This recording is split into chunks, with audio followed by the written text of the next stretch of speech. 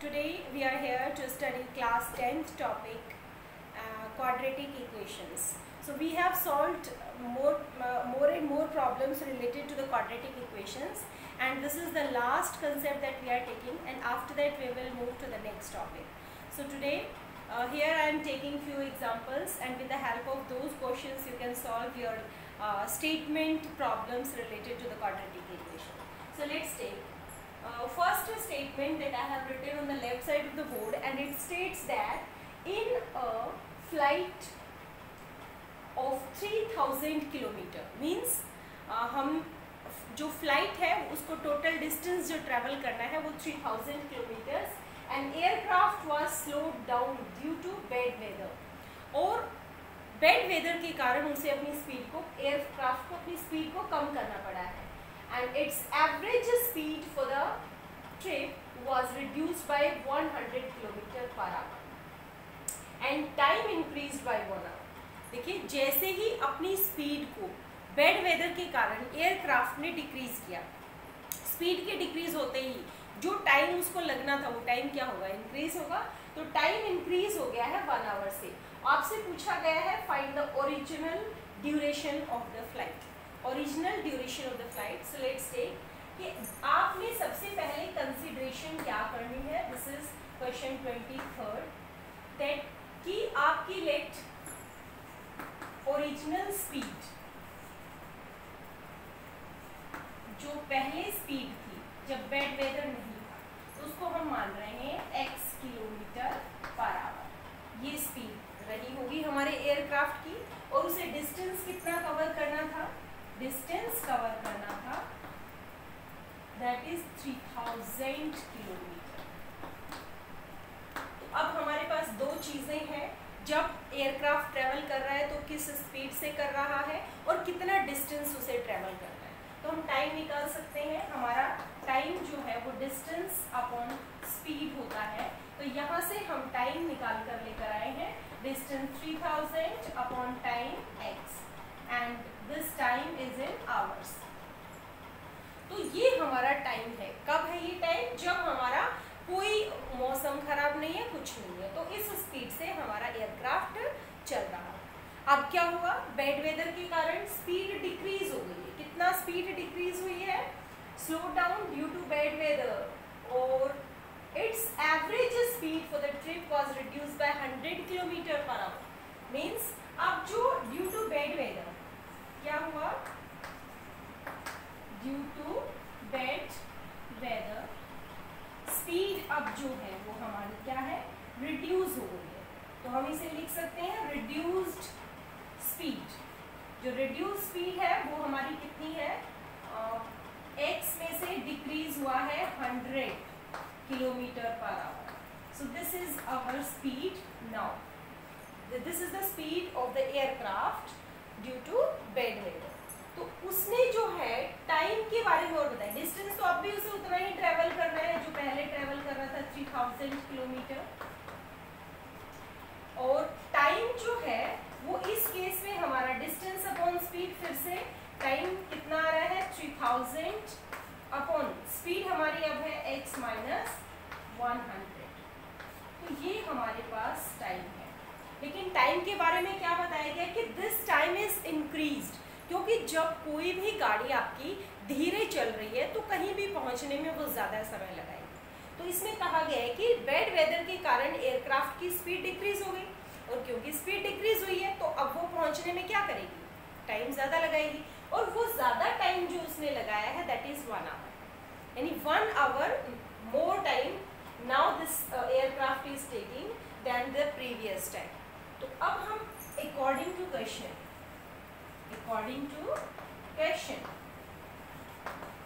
हमारा क्या कह रहा है कि जो हमारी स्पीड अब जो टाइम है और पहले टाइम था उसके बीच का डिफरेंस कितना है, 1 आवर. यानी कि अब वाला टाइम जो है वो ये है. इसमें से अगर हम पहले वाला टाइम माइनस करेंगे तो दोनों के बीच का डिफरेंस जो है वो मिलेगा हमें. अब टाइम कितना है, 1 घंटा ज़्यादा, और पहले वाले टाइम को जब हम इसमें से माइनस करेंगे तो हमें 1 जितना एक्स्ट्रा है उतना मिलेगा. तो इस तरीके से हम देख पा रहे हैं कि हमने जो है वो हमारी इक्वेशन तैयार करनी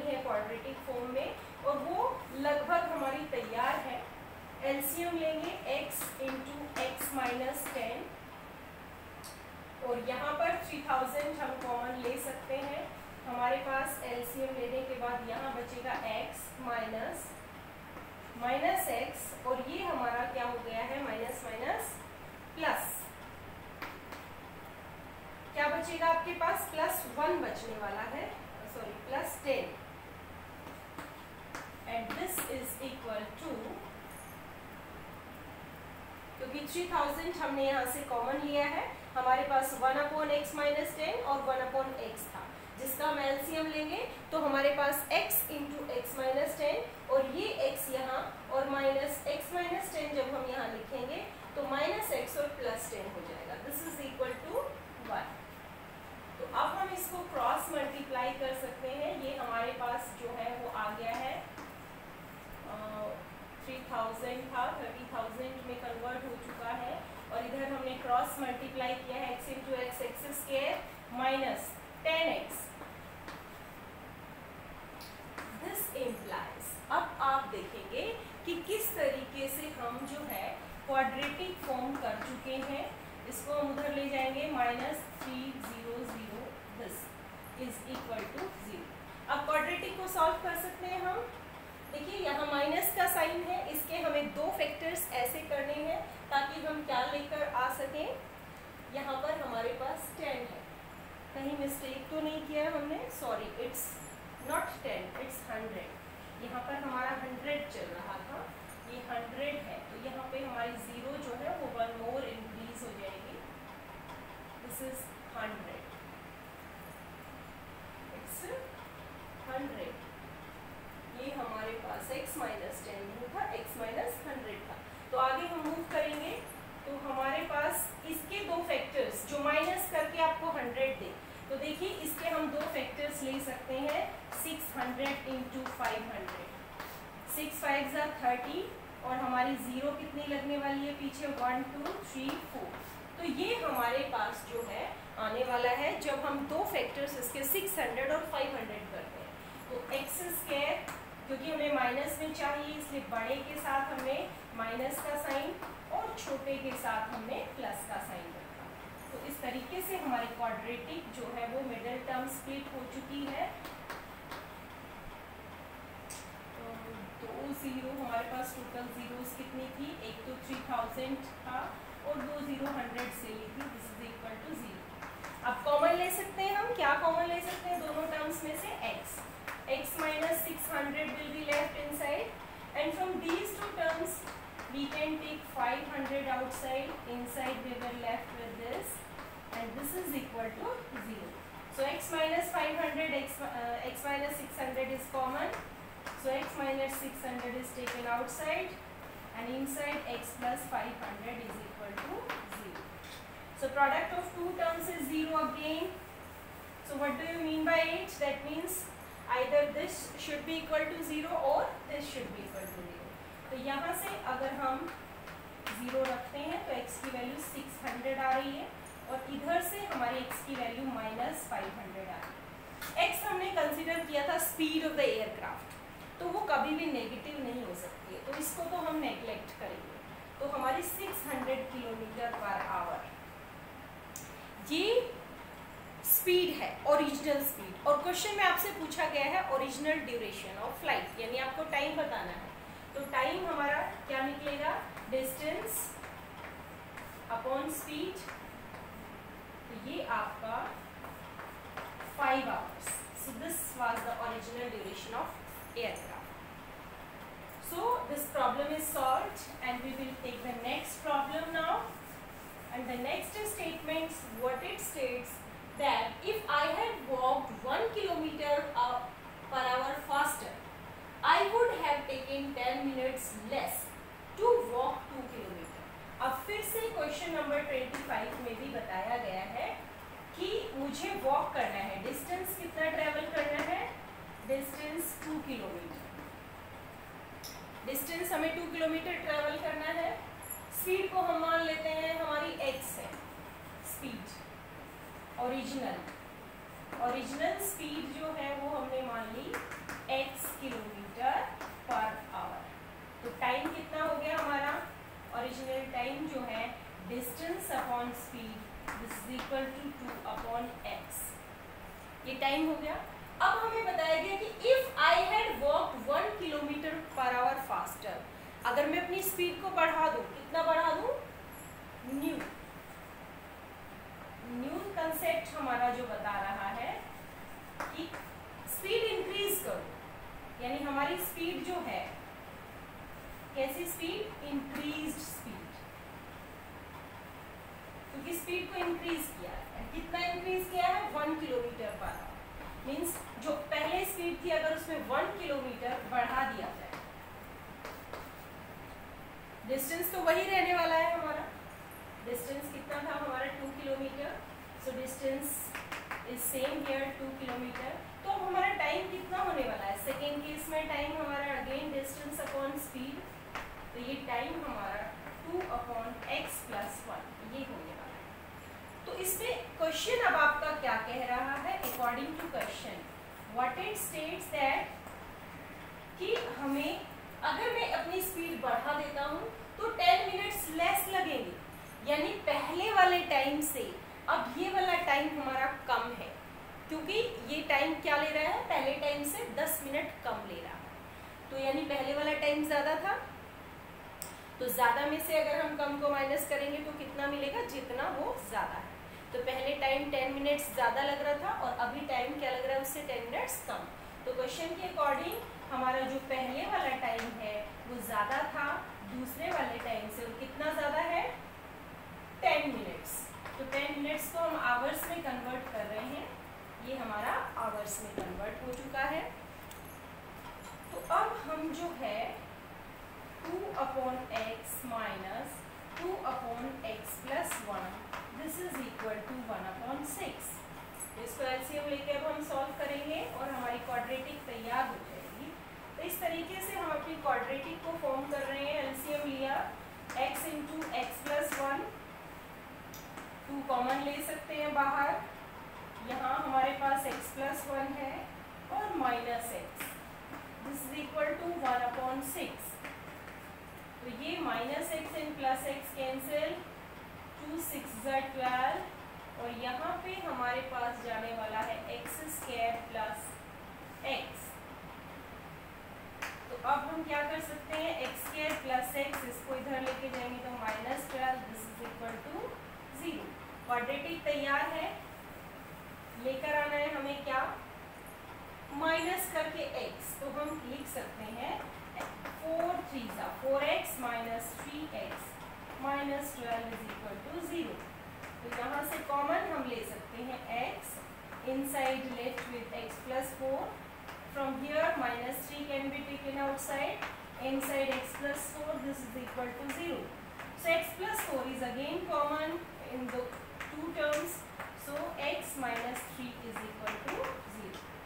Now again the product of two terms is 0. It means अगर ये 0 होता है तो x की वैल्यू -4 आएगी, और इसको 0 रखते हैं तो x आएगा हमारा 3। और x हमने सपोज किया था स्पीड को, तो स्पीड कभी भी हमारी नेगेटिव नहीं होगी, so we will ignore this value and this 3 is the speed whose phase is this, and the question is asking find the rate of my walking। तो मेरे चलने की स्पीड क्या होगी, so that is 3 km/h। This is my speed with which I am walking। So in this way you can solve more and more problem related to this concept, and I am taking one more example for you, and it states that to cover 14 kilometer distance, Anubhav cycles at a certain average speed। Now distance is 14 kilometre and speed को हम मान लेते हैं x km/h। तो अब हमारे पास again time कितना हो गया, डिस्टेंस अपॉन स्पीड, ये हमारे पास टाइम है। अब कह रहा है कि अनुभव cycles at a certain average speed if he reduces his average speed bye 1 km/h।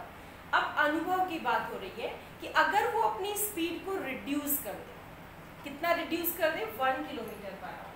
तो अब हमारा ये तो केस फर्स्ट था, फर्स्ट केस, और केस सेकंड में अब हमारा क्या हो रहा है, रिड्यूस्ड स्पीड किसकी रिड्यूस स्पीड है ये? अनुभव की। अनुभव ने स्पीड अपनी रिड्यूस कर दी है। कितना रिड्यूस किया है उसने स्पीड को?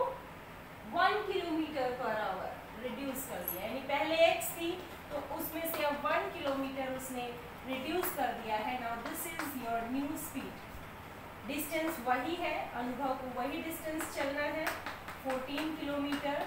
तो अब आपके पास टाइम जो है वो हो गया है डिस्टेंस अपॉन स्पीड। अब क्वेश्चन क्या स्टेट कर रहा है? According to question states that what it states कि if he reduces his average speed by 1 kilometer per hour he takes 20 minutes more to cover the same distance। अगर वो अपनी speed को रिड्यूस करता है तो वो 20 minutes more, he will take 20 minutes more to cover the same distance. यानी अब जो टाइम वो ले रहा है वो ज़्यादा टाइम है। और कितना ज़्यादा है? 20 मिनट्स।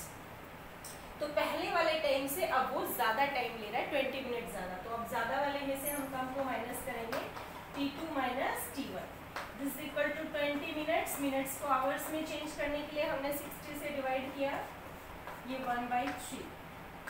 तो सेकेंड टाइम हमारा 14 अपॉन एक्स माइनस 1, उसमें से हम माइनस कर रहे हैं 14 upon x this equal to 1/3।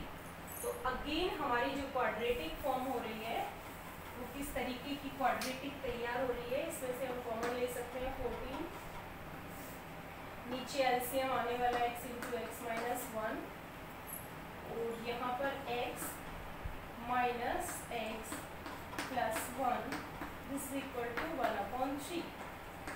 तो ये अब हमारे पास जो कैंसिल होके बचा है 14 into 3 this equal to x square minus x. This implies x square minus x minus 14 into 3 4 3 12 1 carry 42 this equal to 0। तो अब आपके पास क्वाड्रेटिक में यहाँ पर माइनस है, मीन्स सब्ट्रैक्ट करके आपको b की वैल्यू लेकर आनी है। और 42 के ऐसे दो फैक्टर्स जो आपको ये मिले बीच वाले टर्म।